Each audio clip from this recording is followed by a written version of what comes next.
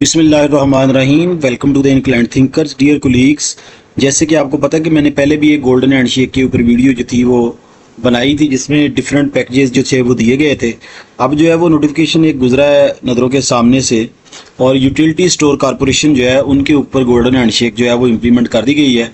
उसके लिए कौन कौन सी टर्म एंड कंडीशन है और क्या है, ये देखें जी। ये नोटिफिकेशन का एक हिस्सा है utility store corporation of Pakistan private limited, head office, ये उसका नोटिफिकेशन नंबर है। और 9 ऑफ द सितंबर को जो है वो इशू है क्या circular order number this subject servants are compensatory package, यानी कि गोल्डन हैंडशेक का जो है या गोल्डन शेक हैंड का जो है वो अल्टरनेटिव नाम जो है वो दिया गया है।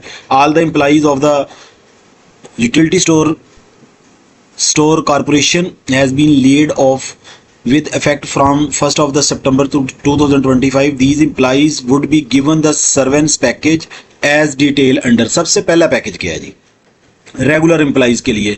ये देखिए, ये कैटेगरी है, ये इसकी डिस्क्रिप्शन है और ये उसका फार्मूला है। सबसे पहली कैटेगरी क्या है रेगुलर एम्प्लॉइज की? Employees having 2 or less remaining years. ऐसे एम्प्लॉइज जिनकी सर्विस 2 या 2 साल से कम रह गई है, उनको क्या दिया जाएगा?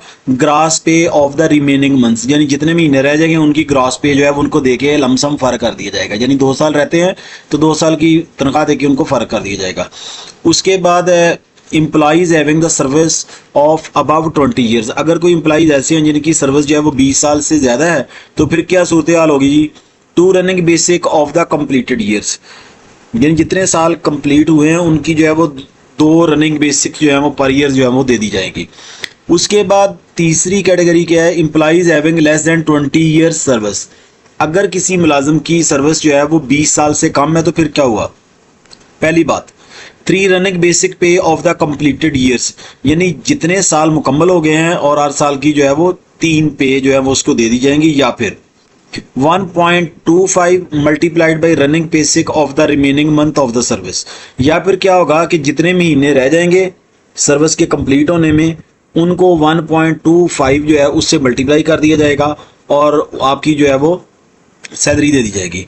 और मैक्सिमम जो है वो 50 मंथ्स, यानी 50 महीने की जो है वो ज़्यादा से ज़्यादा दी जाएगी। अगर किसी के 51, 52 या 60 मंथ रहते हैं तो उनको भी 50 मंथ के मुताबिक जो है वही सैलरीज मिलेगी।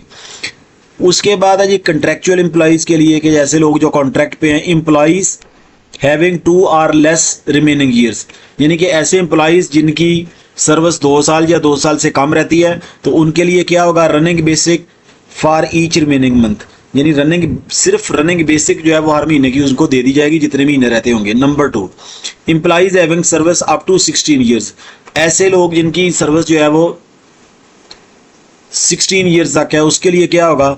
30 मल्टीप्लाइड बाई रनिंग बेसिक पे, यानी जो रनिंग बेसिक पे उनकी आ रही है उसको 30 से मल्टीप्लाई करके उनको दे दिया जाएगा। और ऐसे एम्प्लॉइज़ जिनकी सर्विस जो है वो 16 ईयर से ज़्यादा है, यानी 16 साल से ज़्यादा है, तो उनके लिए क्या है कि उनकी रनिंग बेसिक जो है उसको 35 से मल्टीप्लाई कर दिया जाएगा और उनको दे दी जाएगी। इसी तरह एक नेक्स्ट है डेली वेजेस के लिए। डेली वेजेस के लिए employees having 2 or less remaining year, जिनकी सर्विस 2 साल या 2 साल से कम रहती है, तो उसको क्या होगा कि 37,000 फॉर ईच रिमेनिंग ईयर्स। हर साल के लिए जो है वो 37,000 हर मंथ के हिसाब से जो है वो उसको दे दी जाएगी। नंबर 2 है up to 10 years of the service. अगर किसी की सर्विस जो है वो 10 ईयर्स हो गई है, तो फिर क्या होगा? 37,000 को जो है वो 15 से ज़रब देके, यानी 37,000 को 15 से मल्टीप्लाई करके उनको सैलरी दे दी जाएगी। अगर किसी के जो है वो 10 to 15 ईयर्स हैं, तो उनको जो है उनकी सैलरी को, यानी 37,000 को जो है वो 28 से मल्टीप्लाई कर दिया जाएगा। यानी अगर किसी की सर्विस जो है वो 10 साल से 15 साल के दरमियान में है, तो 28 मंथ की सैलरी उनको दे दी जाएगी। किस हिसाब से? 37,000 के हिसाब से मल्टीप्लाई करके, यानी वो लोग 37,000 को 28 से मल्टीप्लाई करें तो उनकी सैलरी निकल आएगी। अगर किसी की सर्विस जो है वो 15 साल से ज़्यादा है, तो उनको किस हिसाब से दी जाएगी कि 37,000 को जो है वो 30 से मल्टीप्लाई कर दिया जाएगा, तो उस हिसाब से उनको सैलरीज जो है वो दे दी जाएंगी। इसी तरह अगर हम बात करें the daily wages and the other employees paid off under the reconstruction plan and also eligible for the compensation apart from the servants compensatory package, pending salaries, wages and terminal dues are as admissible under the USC service rule shall also paid. The individuals are being informed separately about the package and the proceed for the NOC from the relevant departments. Are the general managers, zonal managers, regional managers are required to facilitate the employees who are proceeding for the NOC so that dues are proceed timely are accept of the funds from the federal government.